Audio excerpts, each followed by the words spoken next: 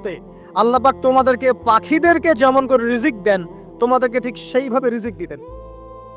তোমরা কি লক্ষ্য করো না যে পাখিরা খালি পেটে বের হয়ে যায় বাসা থেকে সকালবেলা এবং সন্ধ্যাবেলা ভরা পেটে বাসায় ঢোকে? আপনাকে যে 3টা হাদিস শোনালাম, এই 3টা হাদিসে একটা শব্দ হচ্ছে কমন। শব্দটা কি বলেন? পাখি। পাখি কে? পাখি। আল্লাহ রাব্বুল আলামিন পাখিদের কাছ থেকে আমাদেরকে শিখতে বলছেন এবং বলছেন যে পাখিদের মনটা হয় খুব নরম, খুব সফট, এবং তারা আল্লাহর প্রতি তাওয়াক্কুল করে পূর্ণ মাত্রায়। তারা সকালবেলা ভোরবেলা বের হয়ে যায় এবং সন্ধ্যাবেলা বাসায় ফেরে, খালি পেটে বের হয়, ভরা পেটে বাসায় ফেরে। এবং আল্লাহ পাক সবচেয়ে সম্মানিত মৌত যেটা শহীদের মৌত, সেই শহীদদের আত্মাকে আল্লাহ পাক পাখির রূপ দিবেন। তাহলে পাখিটার বিষয়ে একটা ফোকাস করার দরকার আছে না? আচ্ছা, এখানে আসেন।